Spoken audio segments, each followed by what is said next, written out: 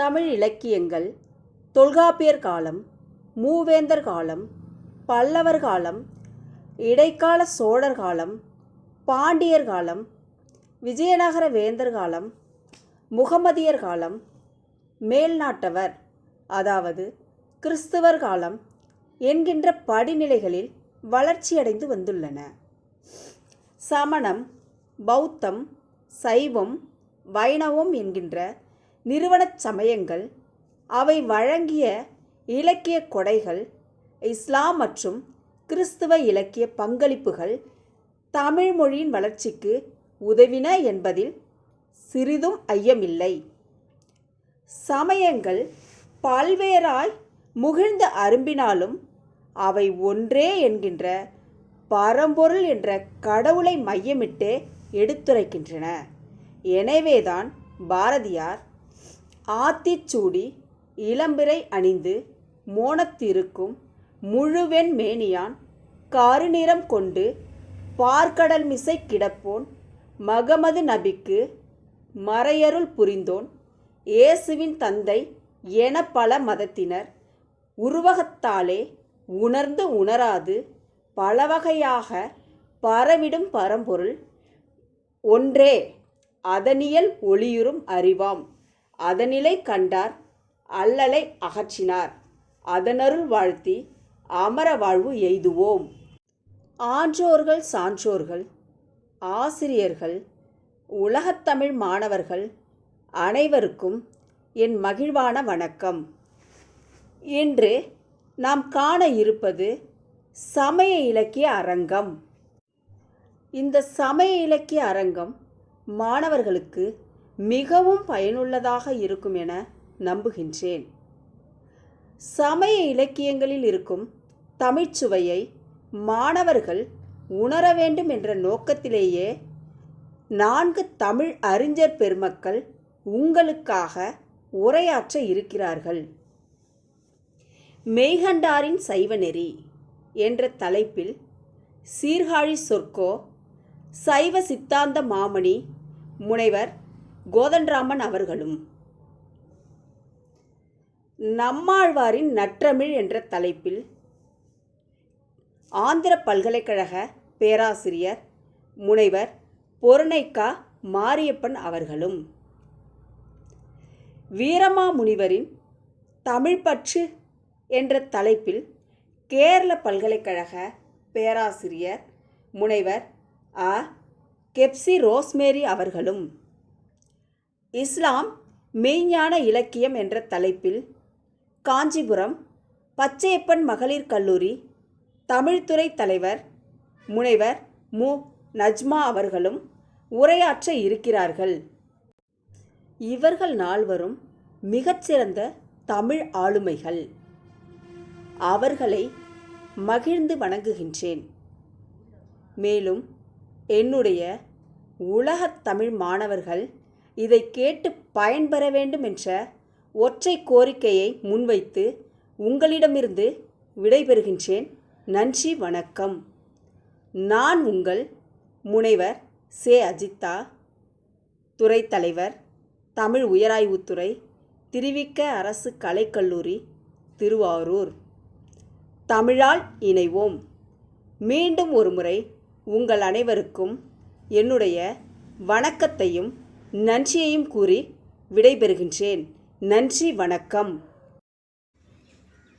அனைவருக்கும் வணக்கம். உயராய்வுத்துறை மற்றும் வேல் அறக்கட்டளை இணைந்து வழங்கும் வலையொலி அலைவரிசைக்கு உங்களை அன்புடன் வரவேற்கின்றேன்.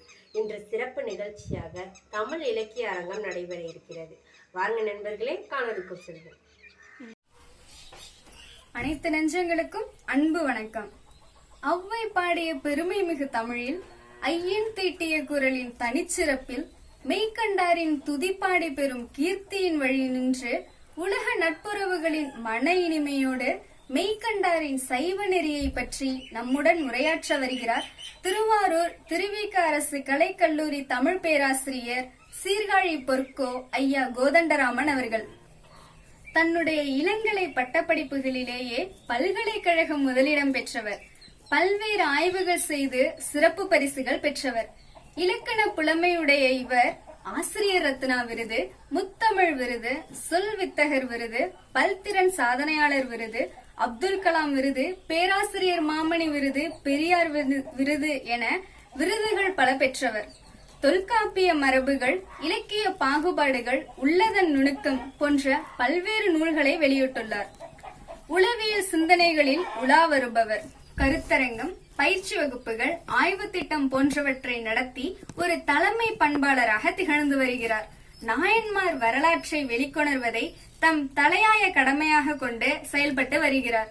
நெஞ்சொடு புலத்தல், தமிழாலயம் போன்ற வலையொலி அலைவரிசையை நடத்தி வரும் சைவ சித்தாந்த மாமணி ஐயா கோதண்டராமன் அவர்களின் ஆழ்ந்த உரைகளை கேட்போம் வாருங்கள்.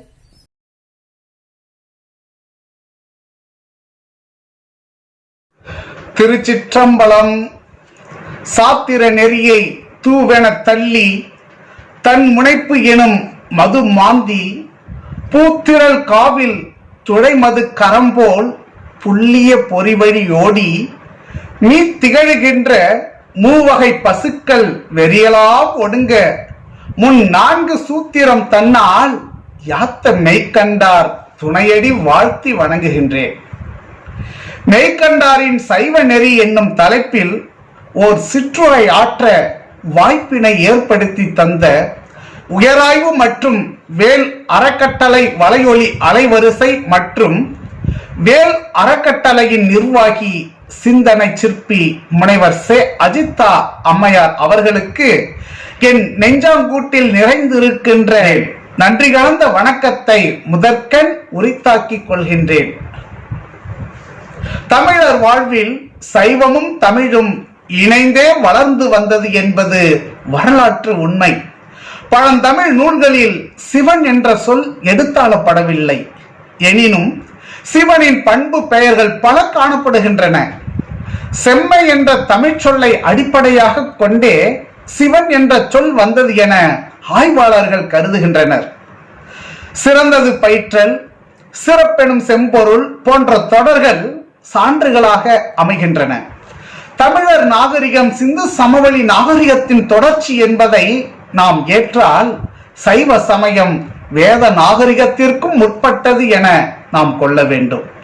திருஞான சம்பந்தர், திருநாவுக்கு அரசர், சுந்தரமூர்த்தி, மாணிக்க வாசகர் என்ற சமயக்குறவர் 4வருக்கு பின்னர் சைவ சமயத்தை தழைத்தோங்க செய்வதற்கு தமிழ்நாட்டில் பல ஞான சந்தானங்கள் தோன்றின. சந்தானம் என்றால் பரம்பரை அல்லது தொடர்ச்சி என்பது பொருள். பழமையாகவே திருமூலர் மரபு என்ற ஒரு சந்தானம் பேசப்படுகின்றது. தாயுமான அடிகள் தமது குருநாதராகிய மவன குருவை மூலன் மரபில் வந்தவராகவே கருதுவர். அவ்வாறே மெய்கண்டாரும் புற சந்தானாசிரியர்களில் மூலவராக திகழ்கின்றார். சந்தானாசிரியர்கள் என்பது குரு சீடர் பரம்பரை. இதில் மெய்கண்டாருடைய சீடர் அருள்நந்தி தேவர், இவரது சீடர் மறைஞான சம்பந்தர், இவருடைய சீடர் உமாபதி தேவர். இந்த 4வரையும் சைவ சமய உலகில் புற சந்தானாசிரியர்கள் என்று அழைப்பார்கள். இதே போலவே அக சந்தானாசிரியர்கள் என்று 4 உள்ளனர். இந்த 4 திரு கைலாயத்தில் உள்ளவர்கள். இவர்களை திரு கைலாய பரம்பரை என்றும் அழைப்பார்கள். இவர்களின் மூல குருவாக திகழக்கூடியவர் திரு நந்தி தேவர். இவருக்கு சீடராக இருக்கக்கூடியவர் சனற்குமார முனிவர். இந்த சனற்குமாரருக்கு சீடராக வந்தவர் சத்திய ஞானத்தரசி முனிவர். இந்த சத்திய ஞானத்தரசி முனிவருக்கு சீடராக திகழ்ந்தவர் தான் நம்ம பரஞ்சோதி முனிவர். இந்த பரம்புஜோதி முனிவருடைய சீடர் தான் மெய்கண்டார். அப்ப இந்த மெய்கண்ட தேவர் திருமுனைப்பாடி என்று சொல்லுகின்ற நடுநாட்டில் திருப்பெண்ணாகடம் என்னும் ஊரில் சைவ வேளாளர் குலத்தில் அச்சுத கலப்பாளர் என்பருக்கு தவ புதல்வராக தோன்றியவர். இவரது தந்தை அச்சுத கலப்பாளருக்கு நீண்ட நாட்களாக பிள்ளை பேறு இல்லாமல் பெரும் துன்பத்திற்கு ஆளாகி வாழ்ந்து வந்தார். ஒரு நாள் இவர் தனது குலக்குருவாகிய திருத்துறையூர் அருளந்தி சிவாச்சாரியரிடம் சென்று தம் குறையை தீர்த்து தனக்கு ஒரு நல்ல வழியை காட்ட வேண்டும் என்று வேண்டிக் கொண்டார். அப்பொழுது அவரது ஆசிரியரான அருளந்தி சிவாச்சாரியார் திருமுறையை வணங்கி அதில் கயிறு போட்டு பார்த்தார். அந்த கயிறு விழுந்த இடத்தில் பேயடையா பிரிவெய்தும் பிள்ளையினோடு உள்ள நினைவு ஆயினவே வரம்பெறுவர் ஐயுற வேண்டாம் என்றும் வேய் அனத்தோள் உமைபங்கன் வெண்காட்டு முக்குள நீர் தோய்வினையார் அவர் தம்மை தோயாவாம் தீவினையே என்ற திருவெண்காட்டு பதிகத்தில் வருகின்ற திருப்பாட்டு கிடைத்தது. அப்ப இந்த பாட்டில் திருவெண்காட்டில் உள்ள முக்குள நீரில் நீராடுபவர்களுக்கு பிள்ளையினோடு எண்ணியவை யாவும் கைவரும் என்று அறுதியிட்டு கூறி இருப்பதால் ஆசிரியர் அச்சுத கலப்பாளரை திருவெண்காட்டிற்கு சென்று முக்குள நீரில் மூழ்கி அங்கு இருக்கக்கூடிய திருக்கோயிலில் எழுந்தருளி இருக்கும் பெருமானையும் அம்மையையும் வழிபட்டு வரும்படி கூறினார். அச்சுத கலப்பாளரும் ஆசிரியரிட்ட கட்டளையை ஏற்று தன் துணைவியாருடன் திருவெண்காட்டை அடைந்து அங்கிருக்கின்ற முக்குள நீரில் மூழ்கி அறங்கள் பலவும் செய்து வந்தார். ஓராண்டு இப்படியே உருண்டு ஓடியது. ஒரு நாள் அவருக்கு கனவில் சிவபெருமான் தோன்றி, அன்பனே, இந்த பிறவியில் மகப்பேறு எய்தும் பான்மை உனக்கு இல்லை என்று உரைத்தார். அதை கேட்ட அச்சுத கலப்பாளர் ஞான சம்பந்த பெருமானது திரு அருட்பாடலை நம்பி இன்று தவங்கிடந்ததன் பெரும் பயனாக இம்மையிலேயே நற்புத்திரனை நீர் அடியனுக்கு அருளுதல் வேண்டும் என்று விண்ணப்பம் செய்து கொண்டார். இறைவனும் இதற்கு இசைந்து அச்சுத கலப்பாளருக்கு அருள் மாறி பொழிந்தார். அதன்படி சில நாட்களிலே அச்சுத கலப்பாளரது மனைவியும் வயிறு வாய்க்க பெற்றார். கணவரும் 10 திங்கள் செய்வதற்கு அரிய பல சடங்குகள் அனைத்தையும் குறைவர செய்து முடித்தார். அதன் பின் நல்ல வேளையில் சைவ சித்தாந்த இளஞாயிறாகிய மெய்கண்ட தேவர் திரு அவதாரம் புரிந்தார். திருவெண்காட்டு இறைவனின் திரு அருளால் பிறந்தமையால் சுவேதன பெருமாள் என்ற அவரது பெயரையே குழந்தைக்கு இட்டனர். திருவெண்ணை நல்லூர் சடையப்ப வள்ளல் இவருக்கு தாய்மாமன் என்பதால் குழந்தையையும் பெற்றோர்களையும் தமது இல்லத்திற்கு அழைத்து சென்று அங்கேயே வளர்த்து வந்தார். இப்படி வளர்ந்து வரும் நாளில் சுவேதன பெருமாள் முற்பிறவியிலேயே சரியை, கிரியை, யோகம் முதலியன முடித்து சிவஞானம் அடைதற்குரிய சாமசித்தி நிலையை பெற்றார். முற்பிறவியிலேயே உறுதியாக பயின்ற கல்வி இந்த பிறவியில் இளமையில் எளிதாக தழைத்தோங்கி வளிர்வதை இயற்கையிலேயே கணித நூல் உண்மை பெரிதும் படைத்திலங்கும் சில பிள்ளைகளிடம் நாம் இன்றும் கண்கூடாக காண்கின்றோம். ஒருமைக்கண் தான் கற்ற கல்வி ஒருவருக்கு எழுமையும் ஏமாப்பு உடைத்து என்ற திருவள்ளுவர் திருவாக்கையும் இங்கே நினைத்து பார்க்க வேண்டும். சைவ சமயத்திற்கு முதல் தலைவராகிய திருஞான சம்பந்தரும் சித்தாந்த ஞான பரம்பரைக்கு முதல் தலைவராகிய மெய்கண்ட தேவரும் உலகம் உய்யவே தோன்றிய அருளாளர்கள் என்பது அவர்கள் குழந்தை பருவத்திலேயே உலக நெறி செல்லாது கடவுளது அருள் ஞான நெறியில் நிற்கும் உயர்நிலை பெற்றமையால் அது தெளிவாகின்றது. சுவேதன பெருமாள் திருவெண்ணை நல்லூரில் இருந்த பொழுது சனக்குமார முனிவரது ஞான புதல்வராகிய சத்திய ஞானத்தரசி முனிவரிடம் உபதேசம் பெற்ற பரஞ்சோதி முனிவர் ஆகம தலைவராகிய ஐம்முனிவருள் தலை சிறந்த அகத்திய முனிவர் வீற்றிருக்கின்ற பொதிய மலையை நோக்கி செல்லும் காலத்தில் அவரது ஒளி விமானம் திருவெண்ணை நல்லூருக்கு நேராக வந்தவுடன் நின்றுவிட்டது.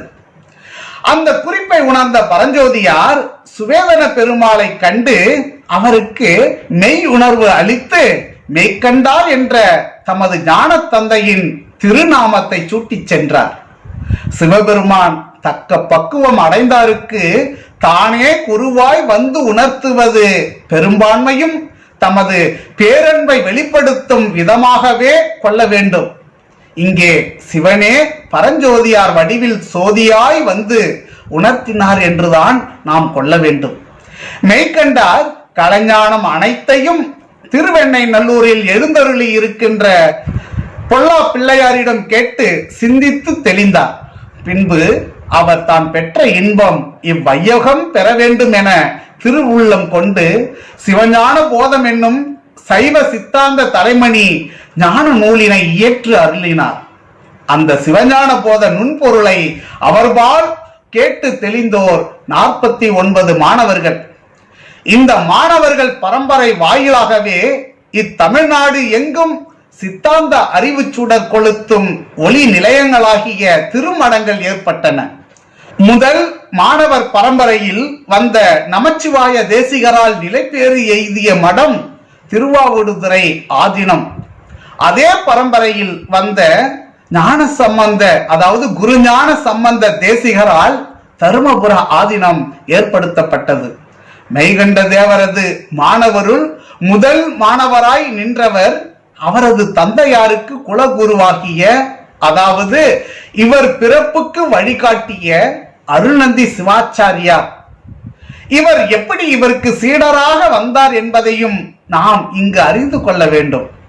மெய்கண்டார் தினந்தோறும் தமது வீட்டில் ஞான நூல்களை பிறருக்கு போதித்து வந்தார். அதனை அறிந்த அருள்நந்தி சிவாச்சாரியார் மெய்கண்டாரது பக்குவ நிலையை உணராது பிரசங்க சபைக்கு சென்று அலட்சியமாக ஆணவ மலத்தின் சொரூபம் யாது என்று மெய்கண்டாரை பார்த்து வினவினார். அதற்கு மெய்கண்டார் தாங்கள் நிற்கும் நிலையே ஆணவ சொரூபம் என்று கூறி தமது பார்வையினாலேயே அவருக்கு ஞான தீட்சை செய்தார். உடனே அருள்நந்தியார் மெய்கண்டாரது திருவடிகளில் வீழ்ந்து வணங்கி அவரை ஞான குருவாக கொண்டார்.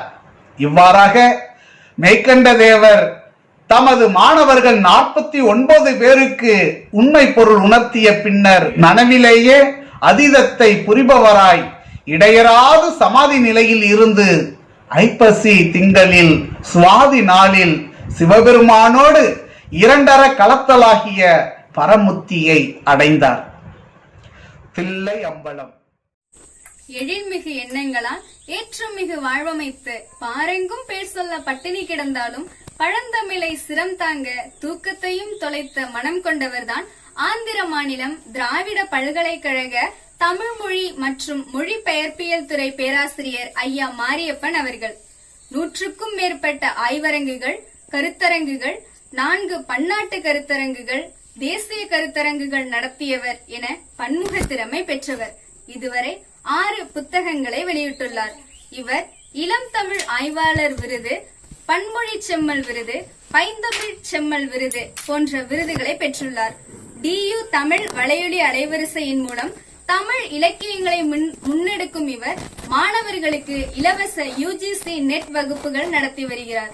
இப்படி நம்மை வியப்பில் ஆழ்த்தும் ஐயா மாரியப்பன் அவர்கள் நம்மாழ்வாரின் நற்றமிழ் என்ற தலைப்பில் நம்முடன் பகிர வரும் செய்திகளுக்கு செவி கொடுப்போம்.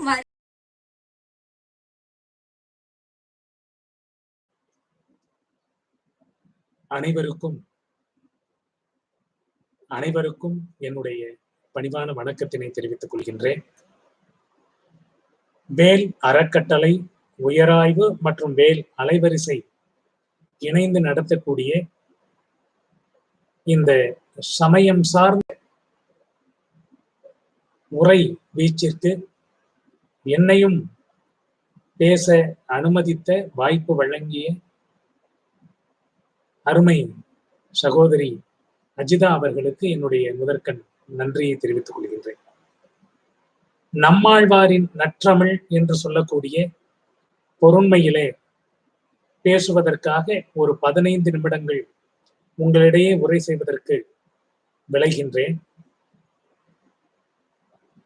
ஆழ்வார்கள் என்று சொன்னாலே 12 ஆழ்வார்கள் தான். எல்லா ஆழ்வார்களும் ஒவ்வொரு விதத்தில் சிறப்பு வாய்ந்தவர்களாக இருந்தாலும் நம்மாழ்வாரினுடைய தமிழ் என்பது, நம்மாழ்வாரினுடைய பாசுரங்கள் என்பது குறிப்பிடத்தக்கவையாக அமைந்திருக்கிறது. நம்மாழ்வாரினுடைய வரலாற்றை சொன்னோம் என்று சொன்னால் அது மிகப்பெரிய ஒரு நேரத்தை அது விழுங்கிவிடும். என்ன காரணம் என்று சொன்னால், ஆழ்வார் திருநகரியிலே பிறந்தவர், மதுரகவி ஆழ்வாருக்கு குருவாக இருந்தவர். எல்லா ஆழ்வார்களுக்கும் ஒவ்வொரு பெயர் இருந்தாலும் இவருக்கு மட்டும்தான் நம் ஆழ்வார் என்ற ஒரு பெயரினை கொடுத்திருக்கிறார். இந்த நம்மாழ்வாரினுடைய பாசுரங்கள் எப்படிப்பட்டவை என்று சொன்னால், அது 4 வேதங்களினுடைய சாரமாக அமைந்திருக்கின்றது. ரிக், யஜுர், சாமம், அதர்வணம் என்பது வடமொழி அறிந்தவர்களுக்கு மட்டுமே புரியக்கூடிய ஒன்றாக காணப்படுகிறது. ஆனால் அதை தமிழ்படுத்தி நேரடியாக அதனை மொழிபெயர்ப்பாக கொடுக்காமல் அதனுடைய சாரத்தை உள்வாங்கி அழகு தமிழிலே அவர் தந்திருக்கிறார். ஆகையால் தான் எம்பெருமானுக்கு பாமாலைகளை சூடிய காரணத்தினால்தான் இவருக்கு வேதம் தமிழ் செய்த மாறன் என்று பெயர். வேதம் தமிழ் செய்த மாறன். வேதங்கள் எல்லாம் தமிழாக மாறி நிற்கின்ற பாசுரங்கள் இவருடைய பாசுரங்கள்.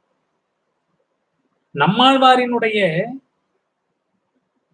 திருப்பாசுரங்களை நாம் பிரிக்கின்ற பொழுது, திருவிருத்தம் 100 பாசுரங்கள், திரு ஆசிரியம் 7 பாசுரங்கள், பெரிய திருவந்தாதி 87 பாசுரங்கள், திருவாய்மொழி 1102 பாசுரங்கள். ஆக இந்த பாசுரங்கள் எல்லாம் ஒவ்வொன்றும் ஒவ்வொரு விதத்தில் சிறப்புடையதாக காணப்படுகிறது. தமிழ் எப்படி நம்மாழ்வாரினுடைய பாசுரங்களிலே இருக்கிறது என்பதை நாம் முதலில் கவனிக்க வேண்டும். நம்முடைய ஆழ்வார்களினுடைய பாசுரங்களில் இருந்துதான் பல்வேறு சிற்றிலக்கியங்கள் தோன்றின என்பது மறுக்க முடியாத உண்மை. உதாரணத்திற்கு பெரியாழ்வாரினுடைய பாசுரங்களிலிருந்து பிள்ளைத்தமிழ் தோன்றியதாக நாம் பார்க்கிறோம். அதை போலவே நம்மாழ்வாரினுடைய பாசுரங்கள் என்பது இலக்கண விதிக்கு உட்பட்டதாகவும் அமைந்திருக்கிறது. கலிவிருத்தத்திலே அமைந்த பாசுரங்கள் மிக சிறப்பு வாய்ந்தவையாக கருதப்படுகிறது. அந்தாதி தொடையிலே அமைந்த பாசுரங்கள் கூடுதலாக இன்னும் சிறப்பு வாய்ந்ததாக கருதப்படுகிறது. ஆக இலக்கண வகையில் எடுத்துக்கொண்டாலும் அவருடைய பாசுரங்கள் என்பது குறிப்பிடத்தக்க பெருமை உடையதாக நமக்கு கிடைக்கின்றது. நம்மாழ்வாரினுடைய முதல் பாசுரம் எதை சொல்லுகின்றது என்று சொன்னால், இறைவனுடைய பெருமையை பேசக்கூடியதாக இருக்கின்றது. உயர்வர உயர்நலம் உடையவன் எவன் அவன், மயர்வர மதிநலம் அருளினன் எவன் அவன், அயர்வரும் அமரர்கள் அதிபதி எவன் அவன், துயர் அரு சுடரடி தொழுது எழு என் மனனே என்று அற்புதமாக அந்த பாசுரத்தை அவர் அமைத்திருப்பார். இது கலிவிருத்தத்திலே அமைந்த பாசுரம். தமிழ் எப்படி விளையாடுகிறது என்பதை பாருங்கள். நிறைவாக வரக்கூடிய ஒவ்வொரு வரியினுடைய கடைசி பகுதி எப்படி வருகின்றது? எவன் அவன். இதை 2ஆக பிரிக்க வேண்டும். உயர்வர உயர் நலம் உடையவன் எவன், இப்படி பிரிக்க வேண்டும். உயர்வர உயர் நலம் உடையவன் எவனவன் மயர்வர மதிநலம் என்று சொல்வதை விட, உயர்வர உயர் நலம் உடையவன் எவன், எவன் என்று ஒரு கேள்வியை அமைத்துவிட்டு அதற்கு பிறகு சொல்லுகிறார், அவன் மயர்வர மதிநலம் அருளினன். எவன்? அவன் அயர்வரும் அமரர்கள் அதிபதி. எவன்? துயரறு சுடரடி தொழுது எழு என் மனன். ஆக அந்த வார்த்தையினுடைய சொல்லாடலை நாம் பார்க்கிறோம். இது நம்மாழ்வாரினுடைய பாசுரங்களுக்கு இருக்கக்கூடிய மிகப்பெரிய சிறப்பு. அகப்பொருளிலே பாடுகின்றார். அகப்பொருள் என்று சொன்னால் தெரியும், தலைவனாக நின்று பாடுவது. இது தமிழ் மரபு. இந்த தமிழ் மரபிலே நம்மாழ்வார் தன்னை நாயகியாக, இறைவனை நாயகனாக கருதி பாடக்கூடிய அகப்பாடல் மிக சிறப்பு வாய்ந்தது. தமிழிலே இருக்கக்கூடிய இலக்கியங்களில் எது சிறப்பு வாய்ந்ததாக கருதப்படுகிறது என்று சொன்னால், புறப்பொருளை விட அகப்பொருள் தாங்கிய பாசுரங்கள், பாடல்கள் மிகுந்த வரவேற்பை பெற்றிருக்கக்கூடியது. வண்டுகளோ வம்மின், நீர்ப்பூ, நிலப்பூ, மரத்தில் ஒன்பூ உண்டு கழித்து உழல்வீருக்கு ஒன்று உரைக்கியம் ஏனம் ஒன்றாய் மண் துகளாடி வைகுந்த மண்ணால் குழல் வாய் விரை போல் விண்டு கல்வாரும் மலர் உளவோ நும் இயல்பு இடத்தே நும்பியல் இடத்தே. இந்த பாசுரம் அகப்பாடலை சார்ந்ததாக அமைந்திருக்கிறது. இறைவன் எப்படிப்பட்டவன் என்பதை பாசுரத்திலே சொல்லுகிறார். உலகை படைத்தவன் எவனோ அவன் இருக்கிறானே, அவனுக்குத்தான் இந்த உலகம் உரியது. இதுதான் அவருடைய ஒரு பாசுரத்தினுடைய மையப்பொருள். ஆக கருத்தாளம் நிறைந்ததாகவும் அமைத்திருக்கிறார், சொல்லாடல் நிறைந்ததாகவும் அமைத்திருக்கிறார், இலக்கண முறையின்படியும் அமைத்திருக்கிறார். பார் உண்டான், பார் உமிழ்ந்தான், பார் இடந்தான், பார் அளந்தான், பார் இடம் முன்படைத்தான் என்பரால் பாரிடம் ஆவானும் தானானால் ஆர் இடமே மற்றொருவருக்கு ஆவான் புகழ்வான் அவை. பார் உண்டான் என்று சொன்னால் இந்த உலகத்தை உண்டவன். யசோதையினுடைய குழந்தையாக இருக்கின்ற பொழுது யசோதையானவள் கிருஷ்ணனுடைய அந்த வாயினை பிளந்து பார்க்கின்ற பொழுது, திறந்து பார்க்கின்ற பொழுது இந்த உலகம் அவனுடைய வாயுக்குள் இருந்தது. அந்த வாயுக்கள் இருந்த காரணத்தினாலே உலகத்தை உண்டவனாக அவன் இருக்கிறான். பார் உமிழ்ந்தான், பார் இடந்தான். வராக அவதாரத்திலே இந்த பூமியை தாங்கக்கூடியவனாக அவன் இருக்கிறான். திருவிக்கிரமனாக இருக்கின்ற பொழுது உலகத்தை அளந்தவனாக இருக்கிறான். ஆகவே உண்டவனும் அவன்தான், அதை தாங்கி இருப்பவனும் அவன்தான், அதனை அளந்தவனும் அவன்தான். எவ்வளவு அழகாக இந்த பாசுரத்தை அமைத்திருக்கிறார் என்பதை பாருங்கள். என்ன வேடிக்கை என்று சொன்னால், இப்படியெல்லாம் இறைவனை சொல்லுகின்ற பொழுது பாரிடம் முன் படைத்தான், இந்த உலகத்தை முன்பாகவே படைத்தவன் என்பதால் பாரிடம் ஆவானும் தானானால் இந்த உலகமே அவனாகவும் இருக்கின்றான் என்றாலும் கூட ஆர் இடமே. அப்ப அவன் எங்க இருக்கிறான்னு நீங்க எங்க சொல்ல முடியும்? இல்ல பாதாளத்துல இருக்கிறான், இல்ல ஆகாயத்துல இருக்கிறான், இல்ல ரெண்டுக்கும் மத்தியில இருக்கிறான், இல்ல எல்லாமே அவனாகத்தான் இருக்கிறான். அப்ப இந்த கருத்தை மையமாக வைத்துக் கொண்டு பாசுரங்களை புனைவது தமிழ் அழகாக அங்கே விளையாடுகின்றது. அது மட்டுமல்ல, அறிவை சொல்லுகின்ற பொழுது அறிவு, ஞானம், தெளிவு என்றெல்லாம் சொல்லுகின்ற பொழுது அவரவர் தமதமது அறிவு வகை வகை அவரவர் இறையவர் என அடி உடையவர்கள் அவரவர் இறையவர் குறைவளர் இறையவர் அவரவர் விதிவழி அடைய நின்றனரே. எந்த அறிவை கொண்டு எப்படி இறைவனை பார்ப்பது என்ற ஒரு கேள்வி நமக்குள் எழுகின்றது. நம்மாழ்வார் அதற்கு விடை தருகின்றார். நான் என்னுடைய கண்ணால் பார்க்கின்ற பொழுது ஒரு மஞ்சள் நிறத்தில் ஒரு கண்ணாடி அணிந்து கொண்டு நான் பார்க்கின்றேன் என்று சொன்னால் என்னுடைய இறைவன் மஞ்சள் நிறத்தில் தெரிவான். பச்சை நிறத்தில் ஒரு கண்ணாடியை அணிந்து கொண்டு பார்க்கின்ற பொழுது பச்சை நிறத்தில் அவன் தெரிவான். எவரவர் அறிவு எப்படிப்பட்டதாக இருக்கிறதோ அந்த அறிவிற்கு தகுந்த மாதிரி தெளிவு உடையவனாக அவன் அங்கே காணப்படும். எப்படி ஒரு கருத்தாளமும் சொல் அமைப்பும் கட்டுக்கோப்பும் வைத்து இந்த பாசுரங்களை பாடியிருக்கிறார் என்பதை பாருங்கள். அவரவர் தமதமது அறிவு வகை வகை அவரவர் இறையவர் என அடி உடையவர்கள் அவரவர் இறையவர் குறைவளர் இறையவர் அவரவர் விதிவழி அடைய நின்றனரே. அது எப்படி உணர்ந்து கொள்ள முடியும்? அவரவர் விதி வழியாக நாம் அடைய முடியும். எவ்வளவு சிறப்பாக சொல்லுகின்றார். இந்த பாசுரங்களை எல்லாம் படிக்கின்ற பொழுது அது நம்மாழ்வார் மட்டுமல்ல, 12 ஆழ்வார்களும் வெவ்வேறு நிலையிலே வெவ்வேறு சூழலிலே அவர்கள் பாடியிருக்கின்றார்கள். ஒவ்வொன்றும் ஒவ்வொரு விதமான சிறப்பு நிலையில் இருக்கின்றது. 4000 திவ்ய பிரபந்தம் என்பது வைணவத்தினுடைய சாராம்சமாக இருக்கின்றது. அது தமிழுக்கு கிடைத்த மிகப்பெரிய பொக்கிஷம்.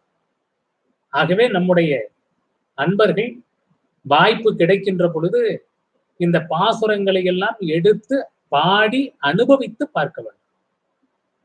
நம்மாழ்வார் சடகோபனாக அவர் பெயர் பெற்ற பொழுது மதுரகவி ஆழ்வார் கேட்கிறார், இந்த சடம், இந்த உயிர் எத்தை தின்று எங்கே கிடைக்கும் என்று சொன்னால் அத்தை தின்று அங்கே கிடக்கும். அது ஒரு மிகப்பெரிய வரலாறு. முதல் எடுத்தவுடன் பேசக்கூடிய ஒரு வார்த்தை. சடமாக இருந்தவர் புளிய மரத்தடியில. ஆனால் அந்த ஞானம், இறைவன் கொடுத்த அந்த அறிவு, அது பக்தி மார்க்கத்தில் இருப்பவர்களுக்கு தான் அது புரியும். ஒவ்வொரு மொழிக்கும் ஒவ்வொரு விதமான சிறப்பு உண்டு என்று தனிநாயகம் அடிகளார் அவர்கள் சொல்லுவார்கள். தமிழ் என்பது பக்தியினுடைய வடிவம், பக்தியினுடைய மொழி. நீங்கள் எப்படிப்பட்ட ஒரு நாவல் எழுதினாலும் சரி, சிறுகதை எழுதினாலும் சரி, திரைப்பட பாடல்கள் எழுதினாலும் சரி, பக்தியில் தமிழை எழுதுகின்ற பொழுது அதில் இருக்கக்கூடிய இனிமை என்பது வேறு ஒன்றுக்கும் ஈடாக மாட்டாது என்பது என்னுடைய ஆணித்தரமான கருத்து. அது எப்படிப்பட்ட பக்தி நூலாக இருந்தாலும் சரி, தமிழிலே இருக்கின்ற பொழுதுதான் அது மிகப்பெரிய உன்னதத்தை அது அடைந்திருக்கிறது என்பது நிச்சயம். எத்தனையோ பாசுரங்களாக இருக்கட்டும் அல்லது தேவாரம் திருவாசகமாக இருக்கட்டும், தமிழ் என்ற ஒன்று அங்கே இருக்கின்ற காரணத்தினால்தான் இந்த பாசுரங்கள் இன்றும் நிலைத்திருக்கின்றன. இன்றைக்கும் கூட வெளிநாடுகளில் கூட இந்த பாசுரங்களும் திருமுறைகளும் ஒலிக்கப்படுகின்றன. அது உணர்ந்து சொல்கிறார்களோ அல்லது படித்து சொல்கிறார்களோ அது முக்கியம் அல்ல, அதை அவர்கள் பாடுகிறார்கள். அப்படிப்பட்ட சிறப்பு வாய்ந்த இந்த தமிழ் மொழியில் அமைந்த பாசுரங்களை தந்தவர்களில் ஒருவரான நம்மாழ்வாரினுடைய பாசுரங்கள் பக்திக்கு மட்டுமல்ல, அந்தாதி எப்படி இருக்க வேண்டும் என்பதற்கான பாசுரங்கள் அங்கே இருக்கின்றன. கலிவிருத்தம் எப்படி இருக்கிறது என்பதற்கான பாசுரம் அங்கே இருக்கின்றது. தலை எங்கே தட்டுவது, தலை எங்கே தட்டக்கூடாது என்றெல்லாம் இருக்கக்கூடிய இலக்கண விதிமுறையை உள்வாங்கிக் கொண்டு அங்கே சிறப்பாக அமைந்திருக்கக்கூடிய அந்த பாசுரங்களை எல்லாம் நாம் பார்க்கின்றோம். அப்படிப்பட்ட சிறப்பு வாய்ந்த பாசுரங்களை 15 மணித்துளிகளில் பேச வேண்டும் என்பது மிகப்பெரிய ஒரு கடலை எடுத்து, ஒரு சமுத்திரத்தை எடுத்து உங்கள் கையில் ஒரு சின்ன டம்ளரில் கொடுப்பது எப்படி என்று சொன்னால் அது முடியாத வேலை. இது பார்க்கடல், திருமால் பள்ளி கொண்டு இருக்கக்கூடிய பார்க்கடல் வைணவம். இந்த வைணவ கடலில் மூழ்கி முத்தெடுத்தவர் நம்முடைய நம்மாழ்வார். அவருடைய பாசுரங்களை வாய்ப்பு கிடைக்கின்ற பொழுதெல்லாம் படியுங்கள், பாடுங்கள், உணர்ந்து கொள்ளுங்கள். நன்றி, வணக்கம். அயல் நாட்டில் பிறந்து அன்னை தமிழால் கவரப்பட்டு தமிழ் மொழியில் விந்தைகள் பல செய்தவர் வீரமாமுனிவர். அவருடைய தமிழ் பற்றினை ஞான நல்லறமும் வீர சுதந்திரமும் பெற்று பாரதியின் புதுமை பெண்ணாய் விளங்கும் ஹெப்சி ரோஸ்மேரி அம்மா அவர்கள் தன்னுடைய தேமதுர தேன்மொழியால் விவரிக்க வருகிறார். கேரள பல்கலைக்கழக தமிழ்துறையில் முதுகலை முதல் முனைவர் பட்டம் வரை பயின்று அத்துறையிலேயே பேராசிரியராகவும் பணியாற்றி வருகிறார். 60க்கும் மேற்பட்ட தேசிய மற்றும் பன்னாட்டு கருத்தரங்குகளில் கட்டுரைகளை வெளியிட்டுள்ளார். முத்துக்கமலம், ஸ்பார்க்லிங் என்றும் இணைய இதழ் ஆசிரியர் குழுவில் செயல்பட்டு வரும் இவர் வீர சோழியம் நேமிநாதம் ஒரு பார்வை, இலக்கண சிந்தனைகள், வண்ணச்சினை சொல், எழுத்திலக்கண மரபு போன்ற பல நூல்களை எழுதியுள்ளார். தமிழ்துறையின் மின் அகராதி, சொல் தரவகம் உருவாக்கும் பணியில் முனைப்போடு செயல்பட்டு வரும் அம்மா ஹெப்சி ரோஸ்மேரி அவர்களின் உரைகளை கேட்டு மகிழ்வோம், வாருங்கள்.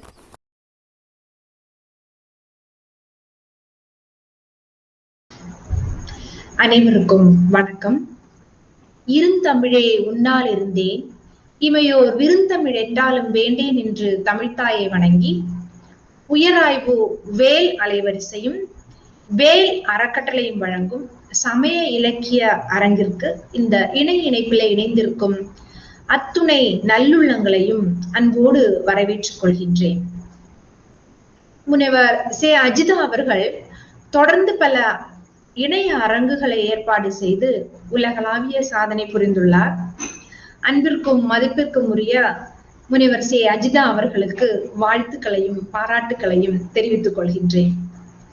அவர்களோடு இணைந்து உதவிக்கரம் நீட்டி அயராது பாடுபட்டு வரும் அவரது மாணவர்களுக்கும், உடன் பணிபுரிகின்ற பேராசிரியர் பெருமக்கள் ஒவ்வொருத்தருக்கும் வாழ்த்துக்களை கூறிக்கொண்டு, நான் இன்று உங்களோடு உரையாட இருக்கும் தலைப்பு வீரமாமுனிவரின் தமிழ் பற்று என்பதாகும்.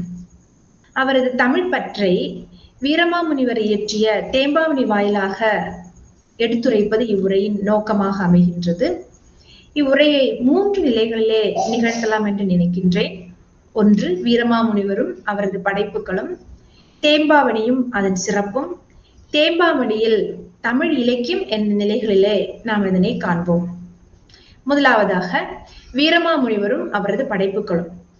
வீரமாமுனிவர் 1650 இத்தாலி நாட்டில் பிறந்தவர்.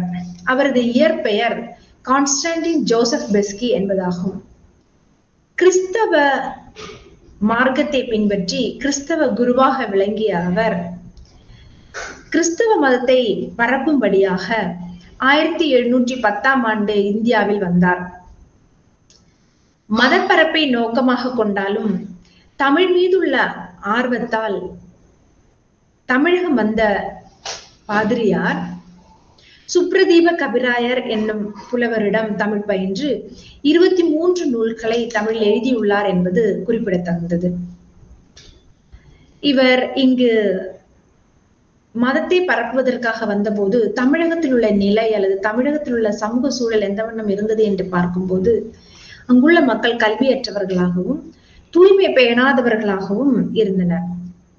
அவர்கள் மொழியை படிப்பதற்கு சில அடிப்படை கருவி நூல்களை உருவாக்க வேண்டிய தேவையும் அன்று வீரமாமுனிவருக்கு ஏற்பட்டிருக்கிறது. அதனால்தான் தமிழ் மொழியை கற்ற அவர் சதுராகராதி என்னும் ஒரு அகராதி அவர் உருவாக்குகின்றார். அந்த அகராதி தமிழில் தோன்றிய முதல் அகராதியாகவும் விளங்குகின்றது. ஏனென்றால் ஒரு மொழியை கற்று அந்த மொழியினூடாக அவர் சமயத்தை பரப்ப வேண்டும் என்ற ஆவலோடு இருந்ததினாலே இத்தகைய கருவி நூல்களை உருவாக்க வேண்டிய ஒரு சூழல் ஏற்பட்டது. அவண்ணமாகவே அவர் தமிழ் இலக்கியங்களை கற்க வேண்டிய ஒரு சூழலும் உருவாகிறது. அவர் தமிழ் இலக்கியங்களை கற்றதுனால ஏராளமான இலக்கியங்களை படைக்கவும் செய்திருக்கின்றார். அது மட்டுமல்லாமல் நேரமா சொன்ன மாதிரி அவர் கருவி நூல்களை படைக்கும் போது தமிழ் இலக்கண நூல்களையும் என்ன செஞ்சிருக்கிறார் என்றால் படைத்திருக்கின்றார். தொன்னூல் விளக்கமும் கொடுந்தமிழ், செந்தமிழ் இலக்கணம் போன்ற இலக்கண நூல்களை அவர் என்ன செய்கிறார் என்றால் படைக்கிறார். அவ்வாறு அவர் உரைநடை இலக்கியங்களையும் காப்பியங்களையும் சிற்றிலக்கியங்களை எல்லாம் உருவாக்குவதற்கு அன்றைய சமூக சூழலும் அந்த சமூக சூழலில் நிலவிருந்த அதாவது சிறுபான்மையினரான மக்கள் கல்வி அறிவு அற்றவர்களாக இருந்ததுமே காரணமாக இருந்தது. அவ்வாறு இவர் தமிழ் இலக்கியங்களை கற்ற போது அவர் என்ன செய்கிறார் என்றால் ஏராளமான சிற்றிலக்கியங்களையும் படைக்கிறாரு.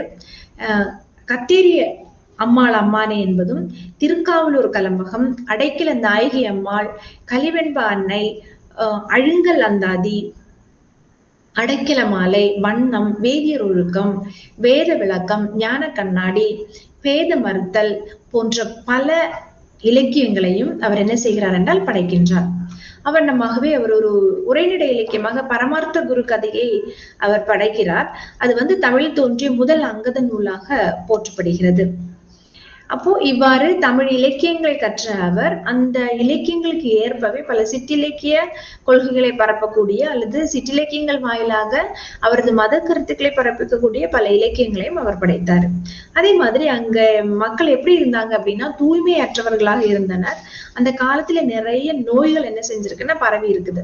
இதே அவருடைய வீரமாமுனியுடைய வாழ்க்கை சரிதத்தை நாம் எடுத்து படித்தாலும் சரி, கால்டுவெல்லுடைய வாழ்க்கை சரிதத்தை எடுத்து படித்தாலும் அந்த கால சமூகத்திலே பரவின பல நோய்கள் காரணமாக அவர்களே தங்கள் உயிரை கொடுக்க வேண்டிய ஒரு சூழல் இருந்தது என்பதையும் நாம் புரிந்து கொள்ளலாம். அந்த வகையில் இவர் என்ன செய்கிறார் பல மருத்துவ நூல்களையும் படைக்கின்றார்.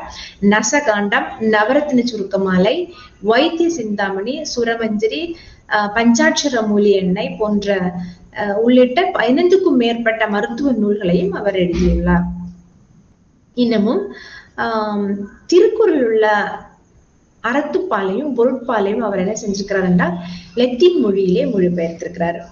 இவர் தனது பெயரை எப்படி அழைத்து கொண்டார் என்றால் தைரியநாத சாமி என்று அவர் அழைத்து கொண்டார். ஆனா அது ஒரு வடமொழி சார்பாக இருக்கிற காரணத்தினாலே அந்த பெயர் என்னதாக மாற்றிக்கொள்கிறார் என்றால் வீரமாமுனிவர் என்று தூய தமிழிலே மாற்றிக்கொள்கின்றார். இப்படி அவர் பெயரை மாற்றினாலும் மதுரை தமிழ்ச்சங்கம் என்ன செய்கிறது என்றால் வீரமாமுனிவருடைய அந்த தேம்பாவணியை பாராட்டி அதனுடைய இலக்கிய நயத்தை பாராட்டி இவருக்கு வீரமாமுனிவர் என்று வழங்கியதாகவும் நாம வரலாற்றில் நாம் பார்க்கலாம். அப்போ இது இவ்வளத்தையும் நாம் என்ன செய்யலாம் என்றால் வீரமாமுனிவருடைய ஒரு முன்னுரையாக கொண்டு 2வது பகுதிக்கே நம்ம கடந்து சொல்கிறோம். அதாவது தேம்பாவணியும் அதன் சிறப்பும். தமிழ் காப்பியத்திலே அதனுடைய எதன் அடிப்படையில் தோன்றியது என்று நாம் பார்க்கும்போது பெரும்பான்மையான காப்பியங்கள் அனைத்தும் சமயங்களை முன்னிறுத்தி தான் தோன்றியது. சிலப்பதிகாரத்தை அதாவது பல்சமய பொது காப்பியமாக கருதுகிறாங்க. பௌத்தத்திற்கு மணிமேகலையும், சமணத்திற்கு சீவக சிந்தாமணியும், சைவத்திற்கு பெரிய புராணமும், வைணவத்திற்கு கம்பராமாயணமும் சமயங்களின் அடிப்படையிலேயே தான் தோன்றியது. அதே வண்ணமாக பிற்காலத்தில் தோன்றிய இஸ்லாமிய காப்பியமாக கருதப்படக்கூடிய சீரா புராணமும் அதாவது ஒரு மத குருவினை தலைவராக கொண்டு தோற்றுவிக்கப்பட்டதாக அமைகின்றது. ஆனால் இன்னாசி அவர்கள் குறிப்பிடும் போது ஒண்ணு சொல்வார். அதாவது இத்தனை காப்பியங்கள் தமிழில் இருந்தாலும் 17ஆம் நூற்றாண்டிலே ஒரு பெரும் புரட்சி அங்கே நிகழ்ந்திருக்கிறது என்று சொல்கிறார். அது என்ன அப்படின்னு நம்ம பார்க்கும்போது, அதாவது உலக வரலாற்றிலே ஒரு வியக்கத்தக்க ஒரு புரட்சி ஏற்பட்டிருக்கிறது. அது இத்தாலி நாட்டை துறவியார் ஒருவர் தம் 30 வயதை அடைந்து தமிழகம் போந்து தமிழ் பயில தொடங்கி அதிலே திறன் பெற்று காப்பியம் படைத்த அரிய நிகழ்ச்சி அப்படின்னு சொல்லிட்டு இன்னாசி அவர்கள் சொல்வதை நாம் பார்க்கலாம். அப்ப இனி தேம்பாவணியுடைய சிறப்பு எத்தகையது என்று பார்க்கும்போது, அவர் பல புதுமைகளை தேம்பாவணியிலே படைத்திருக்கிறாரு. என்னெல்லாம் புதுமை படைத்திருக்கிறார் என்று பார்த்தோம் என்றால், வீரமாமுனிவர் தனது கிறிஸ்தவ காப்பியமாகிய இந்த தேம்பாவணியிலே அதாவது ஒரு பாட்டுடைய தலைவனாக யாரை கொள்கிறார் என்றால் வளனை ஏற்று வளனையும் மேரியும் பற்றியான அந்த கதை செல்வதை நாம் பார்க்கலாம். அதாவது ஒவ்வொரு காப்பியத்திற்கும், அதாவது தமிழ்ல தோன்றிய ஒவ்வொரு காப்பியத்திற்கும் ஒவ்வொரு தனிச்சிறப்பு இருக்கின்றது. முத்தமிழ் காப்பியமாக கருதப்படக்கூடிய சிலப்பதிகாரத்திலே மூவேந்தர்களையும் புகழக்கூடிய ஒரு மரபு இருக்கிறது. அதே வண்ணமாக மணிமேகலையிலே ஒரு பெண்மணியை காப்பிய தலைவியாக படைத்து அவர் என்ன செய்கிறார் என்றால் சீத்தலை சாத்தனார் பெரும் புரட்சி செய்கின்றார். அந்த வண்ணமாக சீவக சிந்தாமணியிலே என்ன செய்கிறார் என்றால் ஒரு முதல் விருத்த காப்பியமாக அதை படைத்து காட்டுகிறார் திருத்தக்க தேவர். அப்போ நம்முடைய தமிழில் இருக்கக்கூடிய ஒவ்வொரு காப்பியங்களும் ஒவ்வொரு பின்னணியில் இருக்கும்போது எப்படி இஸ்லாமிய சமயத்தை, அதாவது இஸ்லாமிய ஒரு குருவை தலைவராக கொண்டு சீரா புராணம் தோற்றுவிக்கப்பட்டதோ அதே மாதிரிதான் இங்க வளனை ஒரு தலைவராக கொண்டு என்ன செய்கிறது, இந்த தேம்பாவணி படைக்கப்பட்டிருக்கிறது.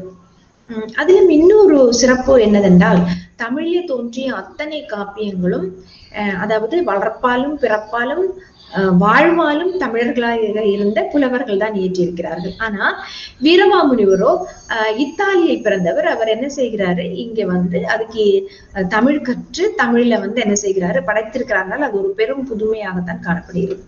இன்னும் அவர் செய்த ஒரு புதுமை என்ன என்று பார்க்கும்போது, நமது அகப்பொருள் இலக்கணங்கள் எல்லாம் என்ன செய்கிறது என்றால், அதாவது தமிழ் மரபுக்கு ஏற்ற ஒரு காப்பிய தலைவனையும் தலைவியையும் கொண்டதாக அமைய வேண்டும் என்றும், அவங்களுக்கு இருக்கக்கூடிய ஒரு 10 பொருத்தங்களை என்ன செய்கிறாங்க என்றால் தொல்காப்பியம் சொல்வதை நாம் பார்க்கலாம். பிறப்பே குடிமை ஆண்மை ஆண்டோடு உருவம் நிறுத்தம் காமவாயில் நிறையே அருளே உணர்வோடு திருவன முறை கிளந்த ஒப்பினது வகையே அப்படின்னு சொல்லிட்டு தொல்காப்பியர் சொல்றார். அதாவது 10 குணங்கள் தலைவன் தலைவியருடைய ஒற்றுமையுடையதாக இருக்கணும் அப்படின்னு சொல்றாரு. அதில் ஒண்ணு என்னன்னு பாத்தீங்கன்னா, ஆண்டு அல்லது வயது மிகவும் முக்கியமான ஒன்றாக இருக்கின்றது.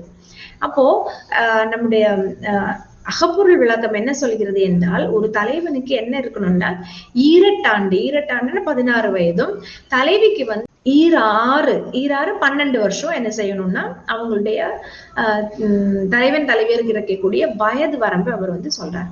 ஆனா இவர் படைத்த இந்த வளனுடைய வயது எப்படின்னு பார்க்கும்போது 34 வயதும், மரியனுடைய வயது என்னதாக மாறுகிறது என்றால் 12 வயதுக்கும் உடைய ஒரு கதாபாத்திரங்களை இவர் இங்கு படைக்கிறாரு. ஆனா இந்த பருவம் தவறின இத அவருக்கே ஒரு குற்ற உணர்வு போன்று தோன்றுகிறது. அவர் என்ன செய்கிறார் என்றால் அதை விதி அப்படின்னு சொல்லி அமைக்கிறாரு.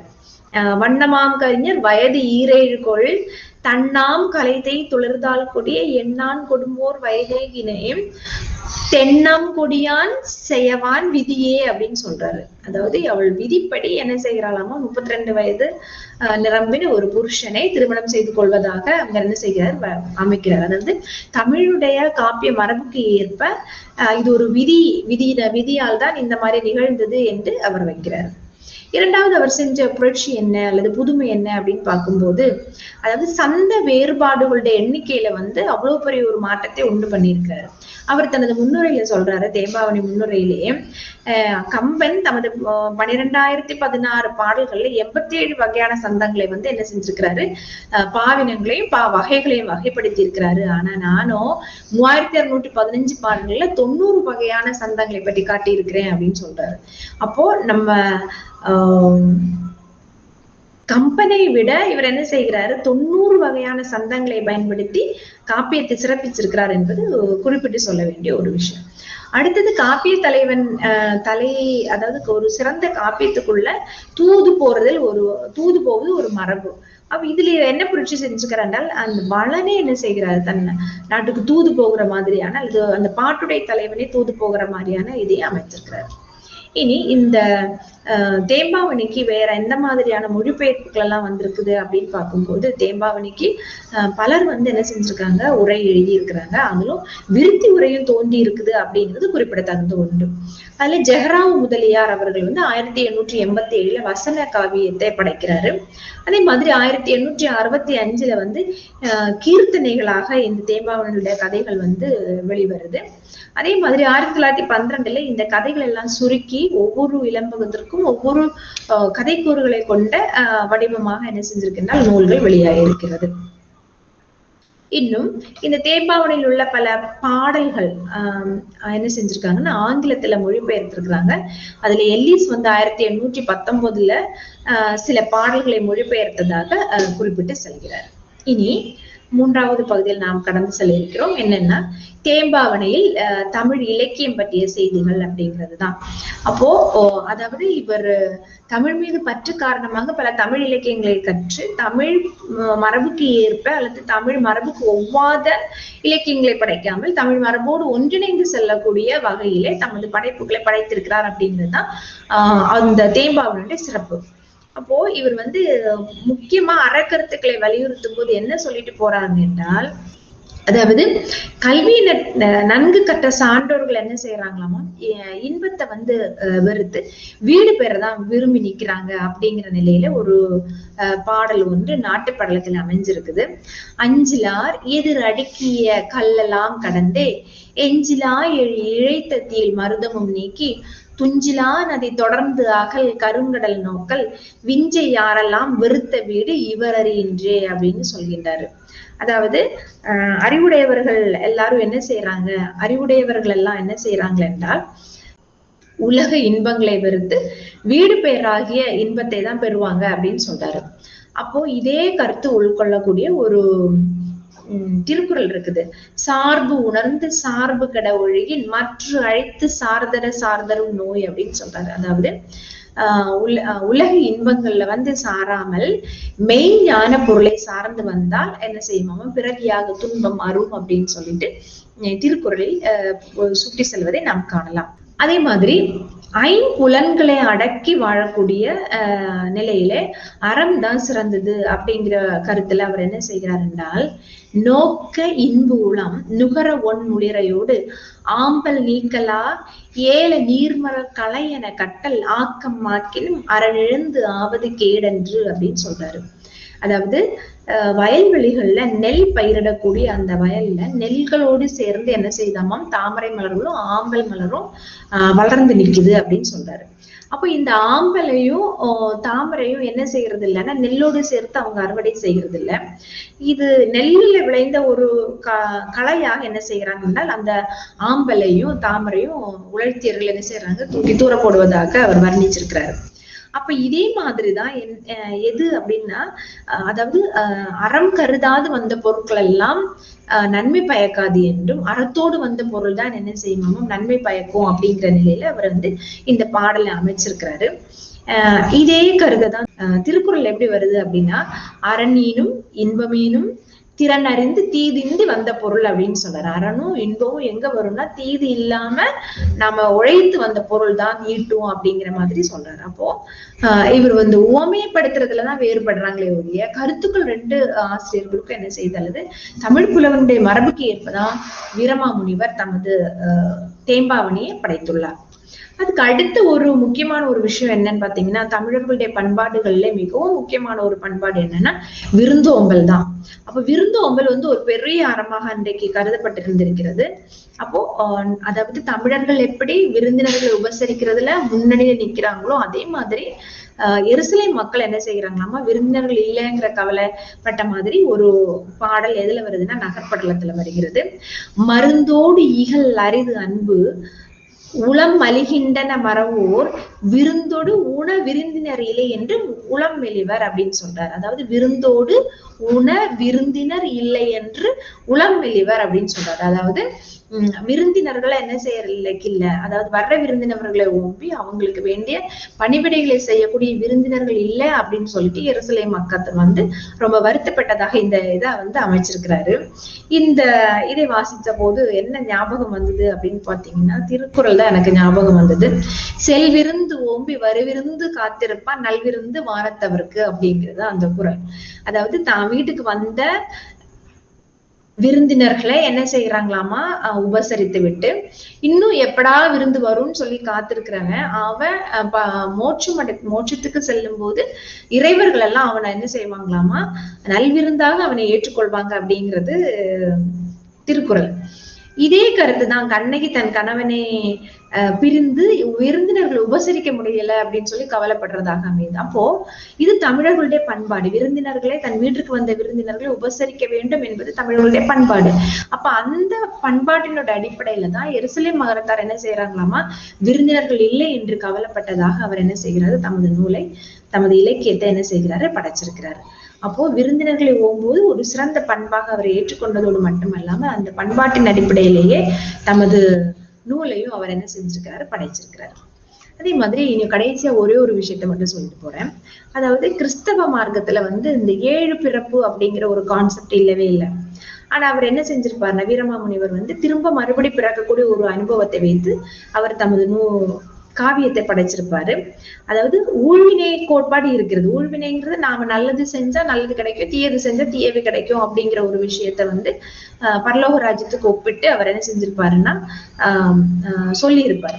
அது என்ன மாதிரி வருது அப்படின்னு பாத்தீங்கன்னா, வீரமாமுனிவர் சொல்றாரு, முனை முதிர்ந்த அழல் முதிர் பூதியில் கனை முதிர்ந்த பனிப்போடு எக்காலமும் முனை முதிர்ந்து சிறை புதைந்து ஓவுமால் அப்படின்னு ஒரு பாடலையும், இருவ வகைப்படும் இவ்வுயிர் விட்டு இடை வருவ வகைப்படும் மற்றுயிர் தன்வினை ஒரு வகைப்படும் ஒப்பினை தீயுலகு அறுவகைப்படும் அல்லலில் அப்படின்னு சொல்றாரு. அதாவது இந்த பாடல் என்ன சொல்றாரு அப்படின்னா, ஒருத்தன் நல்லது செஞ்சு இறந்துட்டானா அவன் நேரம் என்ன செஞ்சிருவானாமா, மோட்சத்தை அடைந்துருவான். ஆனா அவன் தீவினை செய்து இறந்துட்டானா அவன் நேரம் எங்க போயிடுவான், நரகத்துக்கு போயிடுவான். நல்வினையும் தீவினையும் செய்து வாழக்கூடியவன் என்ன செய்வானா, திரும்பியும் இந்த பூமியில அவன் இந்த உலகத்தில் உள்ள எல்லா பாடுகளையும் அனுபவித்த பிற்பாடு அவன் என்ன செய்வானா, மோட்சம் அடைவார் அப்படின்னு சொல்லிட்டு தனது நூல்ல அமைச்சிருக்கிறாரு. ஆனா நம்ம கிறிஸ்தவ கோட்பாட்டின்படி ஒரு பிறவி இருந்ததுன்னா அந்த பிறவியிலே அவன் என்ன செய்யணும், நல்லவனாக வாழணும். அப்படி நல்லவனா வாழ்றதுக்கு அவன் அதுதான் மறுஜென்மம் அப்படின்னு இந்த பிறவிலேயே ஒருவன் கடவுளை ஏற்றிட்டு நல்வழியில நடந்துட்டானா அதுதான் அவனுடைய பிறப்பாக என்ன செய்யறாங்க சொல்றாங்க. அப்ப இந்த கோட்பாடை மீறி அவர் என்ன செய்யறாருன்னா, தமிழ் மரபுக்கும் அல்லது தமிழ் இலக்கியம் சார்ந்த அல்லது தமிழினுடைய சமயம் சார்ந்த கோட்பாடுகளை வலியுறுத்துவதற்காக அவர் என்ன செஞ்சாருன்னா, ஒரு ஜென்மம் எடுத்து அல்லது ஒரு பிறவி எடுத்து இந்த தாம் செஞ்ச நன்மையையும் அல்லது தீமையையும் பாட அனுபவித்துட்டு தான் அவன் எங்க போக முடியும், முக்தி அடைய முடியும் அப்படிங்கிற ஒரு கருத்தை இங்க முன்வைக்கிறார். அப்போ வீரமாமுனிவரை ஏற்றி அந்த தேம்பாவணியின் பாடல்களை பார்க்கும் பொழுது ஒவ்வொரு பாடல்களும் தமிழ் மரபுக்கு ஏற்ற மாதிரி அவர் என்ன செய்கிறாருன்னா அமைச்சிருக்கிறாரு. அதாவது இங்க வளனுடைய வயது கூறுறதாக இருந்தாலும் சரி, அந்த நகர் வர்ணனைகள் எடுத்து கூறும் முறையானாலும் சரி, அதெல்லாம் அந்த எருசலேம் நகர வர்ணனை எல்லாம் அங்க இடம்பெறவே இடம்பெறாது. தமிழகத்தில் உள்ள அவர் பாடல்களை படிக்கும் போது தமிழகத்தில் உள்ள கிராமப்புறங்களை வர்ணித்தது மாதிரியான ஒரு தோற்றம் தான் நமக்கு என்ன செய்யும்னா புலப்படும். அப்போ ஒவ்வொரு விஷயத்திலையும் அவர் என்ன செய்கிறாரு, தமிழ் உள்ளம் கொண்ட வீரமாமுனிவர் தமிழ் மரபுக்கு ஏற்பவும் தமிழ் உணர்வுக்கு ஏற்பவும் தமது இலக்கியத்தை படைத்து என்ன செஞ்சிருக்கிறாரு, வெற்றி கண்டிருக்கிறாரு அப்படின்னு சொல்லிக்கிட்டு, அதாவது வீரமாமுனிவர் தமிழ் மரபுக்கு ஏற்பவே இந்த தேம்பாவணியை படைத்துள்ளார் என்று கூறி, இத்தனை நேரமும் பொறுமையோடு கேட்டுக்கொண்டிருந்த உங்கள் ஒவ்வொருத்தருக்கும் நன்றி கூறிக்கொள்கின்றேன்.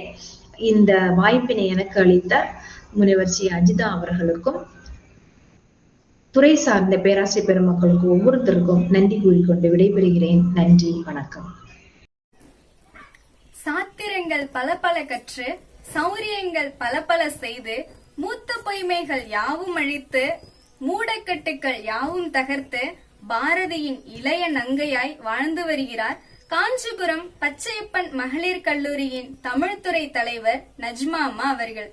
சங்க இலக்கியத்தை ஆய்வுக்களமாக கொண்டு முனைவர் பட்டம் பெற்றவர். பல்வேறு இதழ்களில் ஆசிரியராகவும் அழைப்பாசிரியராகவும் செயல்பட்டு வரும் இவர் புத்தகம் பேசுது, மணற்கேணி, உங்கள் நூலகம் போன்ற பல ஆய்வு கட்டுரைகளை வெளியிட்டுள்ளார்.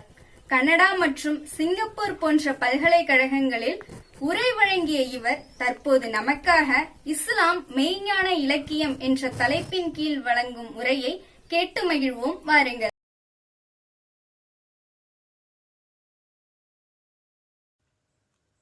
அனைவருக்கும் வணக்கம். உயராய்வு மற்றும் வேல் வலையொலி அலைவரிசை வாயிலாக உங்கள் அனைவரையும் சந்திப்பதில் மிக்க மகிழ்ச்சி. நான் முனைவர் மு. நஜ்மா, காஞ்சிபுரம் பச்சையப்பன் மகளிர் கல்லூரி தமிழ்துறை ஆசிரியர். தமிழ் இலக்கிய வரலாற்றின் எல்லையை விரிவுபடுத்தியதில் சமய இலக்கியங்களுக்கு முக்கிய பங்குண்டு. அவை மொழி வளமையை மட்டுமின்றி வரலாற்று தரவுகளாகவும் சில நேரங்களில் விளங்குகின்றன. அவற்றில் இஸ்லாமிய மெய்ஞான இலக்கியங்கள் பெறக்கூடிய இடம் குறித்து நாம் இப்பதிவில் காணலாம். இஸ்லாம் கிபி 7ஆம் நூற்றாண்டு வாக்கில் அரபு மண்ணில் தோன்றிய ஒரு சமயம் என்பது நாம் அனைவரும் அறிந்த ஒன்று. அதில் குறிப்பாக மெய்ஞான மரபு என்று ஒன்று உண்டு. அதனை சூஃபிசுவம், சூஃபித்தவம், சுஃபிசம் என்று பல சொல்லாடல்களில் குறிப்பிடுகின்றனர். சூஃபி என்கிற சொல் குரானில் இடம்பெறவில்லை. நபி அவர்கள் மறைந்து 200 ஆண்டுகளுக்கு பிறகும் சூஃபி என்கிற சொல் புழக்கத்தில் இல்லை. இச்சொல்லுக்கு என்ன பொருள் என்று நாம் பார்த்தோமானால், சஃபா என்பது தூய்மை என்ற பொருளுடையது. தூய்மையான மனத்தை உடையவர்கள் என்கிற பொருளில் இதை குறிப்பிடுகின்றனர். சஃப் என்றால் வரிசை என்று பொருள். சில குறிப்பிட்ட படிநிலைகளின் அடிப்படையில் தங்கள் வாழ்முறையை அமைத்து கொண்டவர்கள் என்ற பொருளில் இதை குறிப்பிடுகின்றனர். சஃப் என்பது கம்பளி ஆடை என்று பொருள். இது எளிமையை சுட்டக்கூடிய ஒரு புற அடையாளம். எனவே இந்த சஃப் என்கிற சொல்லிலிருந்து சூஃபி என்பது வந்திருக்கலாம் என்பது பல அறிஞர்களுடைய கருத்து. இவ்வாறு சூஃபித்துவம் என்பது எளிமை அடையாளம் என்பதிலிருந்து உருவாகிய ஒரு சொல். அதாவது ஆடம்பர வாழ்முறைக்கு எதிரான ஒரு இயக்கம் என்பதாக நாம் இதை புரிந்து கொள்ளலாம். யார் இதை தோற்றுவித்தார்கள்? இது முகமது நபி அவர்கள் காலத்திலிருந்தே இக்கொள்கை சூஃபிசம் என்கிற பெயரில் இல்லாமல், ஆனால் இக்கொள்கையும் இது குறித்த வாழ்முறையும் மக்களிடையே பரவலாக அறியப்பட்டிருந்தது. முகமது நபி அவர்கள் மதினா நகரில் நஜ்ஜர் என்கிற குலக்குழுவிடமிருந்து ஒரு நிலத்தை வாங்கி அதில் ஒரு கட்டடம் அமைக்கிறார். அதில் வழிபாட்டு நிகழ்வுகளும் மக்களுக்கான செய்திகளை தன்னுடைய தோழமைகளோடு உரையாடுவதுமாக அக்கட்டடம் பயன்படுத்தப்படுகிறது. அது மஸ்ஜிதா என்கிற பெயரை உடையது. அதுதான் இந்நாளில் பள்ளிவாசல் என்று குறிக்கக்கூடிய மஸ்ஜித் என்கிற சொல்லிலிருந்து அதனை நாம் புரிந்து கொள்ளலாம். இங்கு ஏழை தோழர்கள், திண்ணை தோழர்கள், நபித்தோழர்கள் என்று குறிப்பிடக்கூடிய திண்ணை தோழர்கள் மரபிலிருந்து இந்த சூஃபித்துவம் உருவாகி இருக்கலாம் என்பது பலருடைய கருத்து. சூஃபித்துவம் என்பது என்ன கொள்கையை உடையது? சூஃபித்துவம் தனி மனித ஒழுகலாறுகளை முக்கியத்துவம் படுத்தி குறிப்பிடுகின்றது. தனி மனித ஒழுகலாறுகள் என்னும் பொழுது வள்ளன்மையை சூஃபித்துவம் வலியுறுத்துகின்றது. அதாவது செல்வம் ஓரிடத்தில் குவியாமல் அது சரிநிகராக அனைத்து மக்களுக்கும் சமமானதாக இருக்க வேண்டும், சமூகத்தில் ஏற்றத்தாழ்வுகள் என்பது இருக்கக்கூடாது என்கிற அடிப்படை நோக்கத்தை உடையது.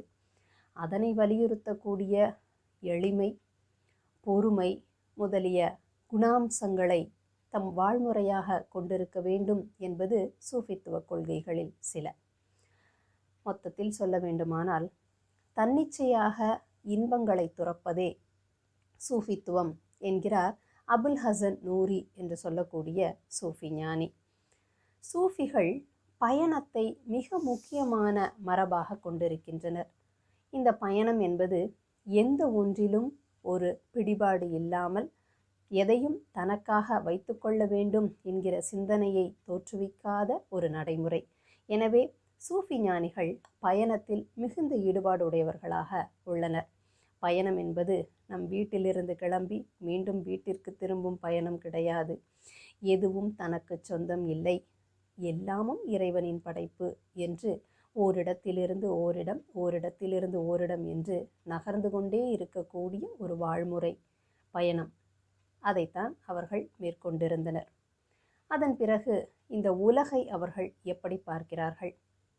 உலகம், இயற்கை, படைப்பு எல்லாவற்றையும் கடவுளின் வெளிப்பாடாக அவர்கள் பார்க்கிறார்கள்.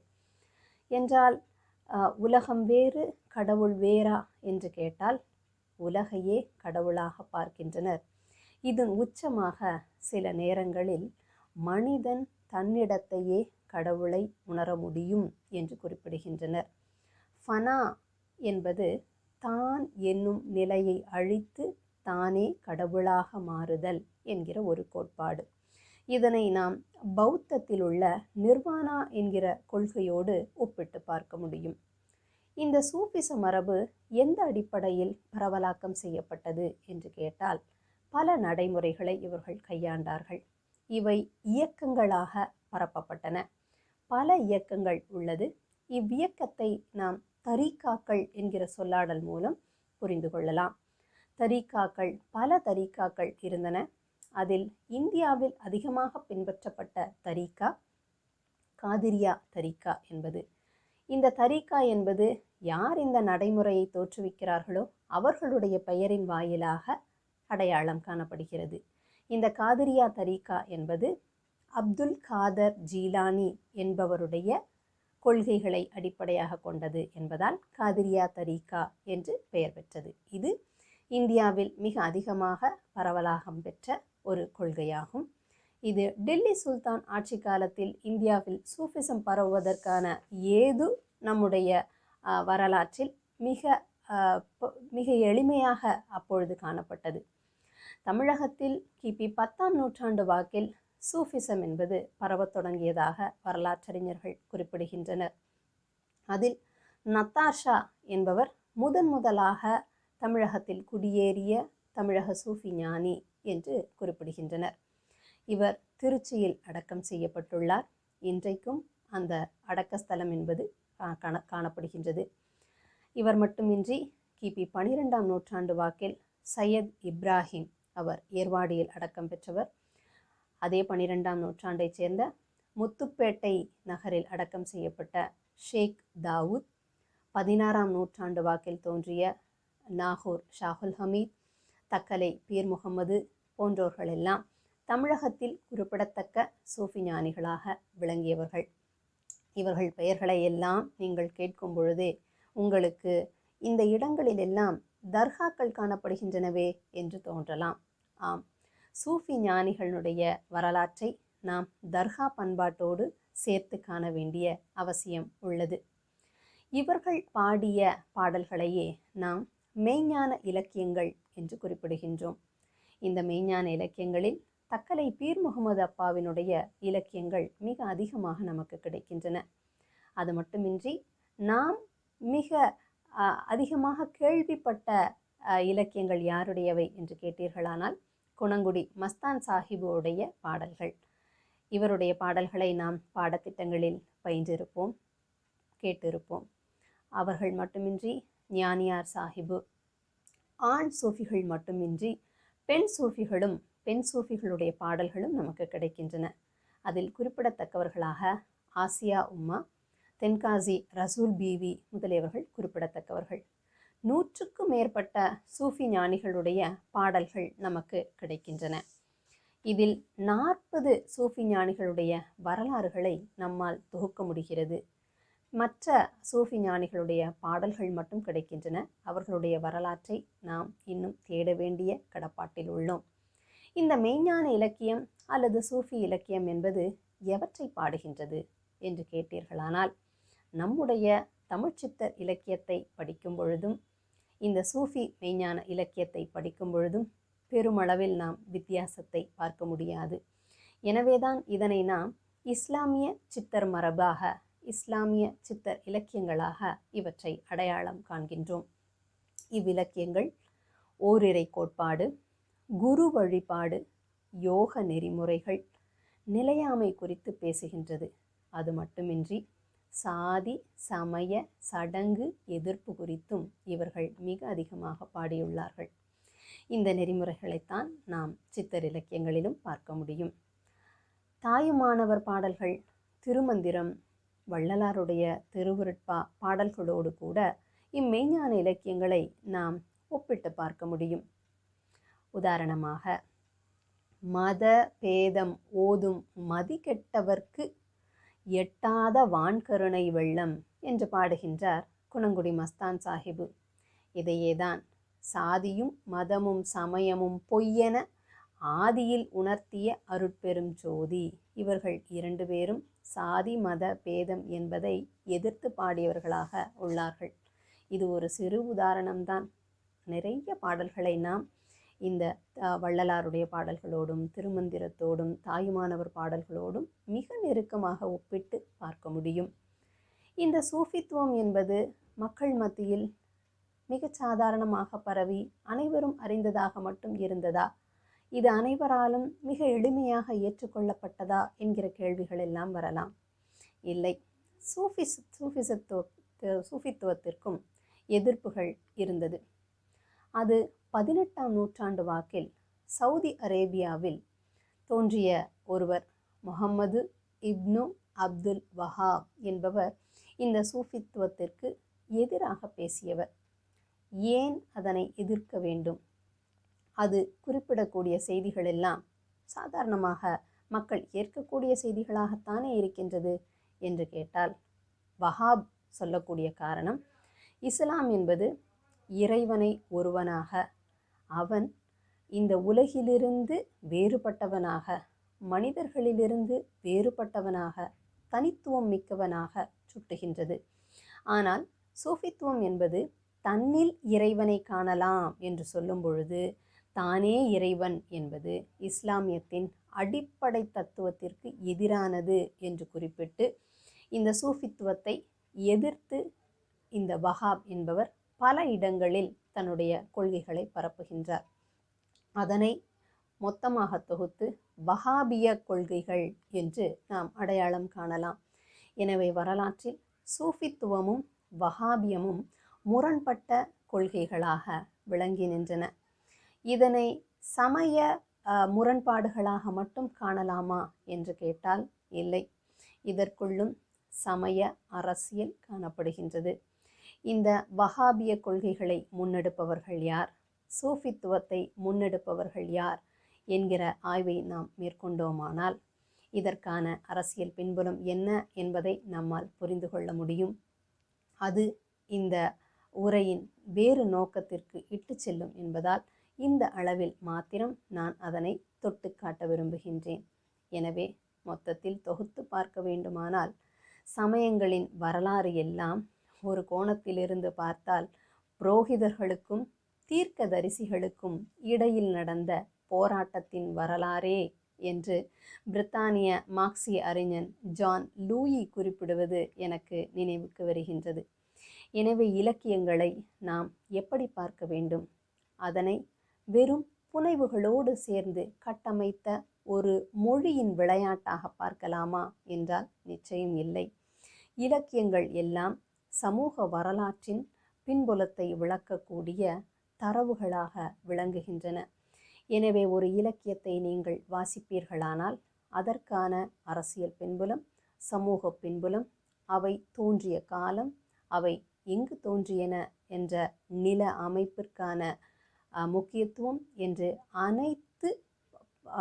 அனைத்து தரவுகளோடும் சேர்த்து ஒரு இலக்கியத்தை வாசிக்க வேண்டும். அவ்வாறு வாசிக்கும் பொழுது இஸ்லாமிய இலக்கியங்கள் பரவலாக வாசிக்கப்படுவதில்லை. அதற்கு காரணம் அவ்விலக்கியங்களில் கையாளப்படக்கூடிய மொழி. இந்த மொழி தூய தமிழில் மட்டும் அல்லது நாம் பயிலக்கூடிய சாதாரண மொழியில் அமைந்திருக்குமேயானால் அது பரவலாக்கம் பெற்றிருக்கும். அவ்வாறின்றி அவ்விலக்கியங்களில் அரபு மொழி சொல்லாடல்கள் சில அதிகமாக கையாளப்படுவதால் அவை பரவலாக வாசிக்கப்படுவதில்லை. எனவே ஒரு இலக்கியம் என்பது மொழிக்கான முக்கியத்துவத்தையும் கொண்டுள்ளது என்கிற அடிப்படையில் இஸ்லாமிய இலக்கியங்கள் வாசிப்பு அளவில் சிறிது குறைபாடுள்ளதோ என்று எனக்கு தோன்றுகிறது. எனவே மொழி என்பதை நகர்த்திவிட்டு இலக்கியங்களை பொதுவாக அதனுடைய பின்புலத்தோடு வாசித்து நம்முடைய வரலாறு, நம்முடைய மண்ணுக்கான வரலாறு என்று தேடும் பொழுது அதில் வாழ்ந்த இஸ்லாம் என்பதும் நம்முடைய வரலாற்றிற்கு உட்பட்டே வந்து நிற்கின்றது என்கிற அடிப்படையில் நம்முடைய வரலாற்றை தேடுவதற்கு இஸ்லாமிய இலக்கியங்களையும் நாம் நாட வேண்டும் என்று கூறி இந்த வாய்ப்பினை நல்கிய உங்கள் அனைவருக்கும் நன்றி கூறி வணக்கத்துடன் விடைபெறுகிறேன். நன்றி, வணக்கம். அனைவருக்கும் வணக்கம். நான் உங்கள் வேத்து யோகேஸ்வரன். தமிழ் இலக்கியமும் சமய இலக்கியமும் பிரிக்க முடியாத பிணைப்புகள் என்பது நாம் அறிந்ததே.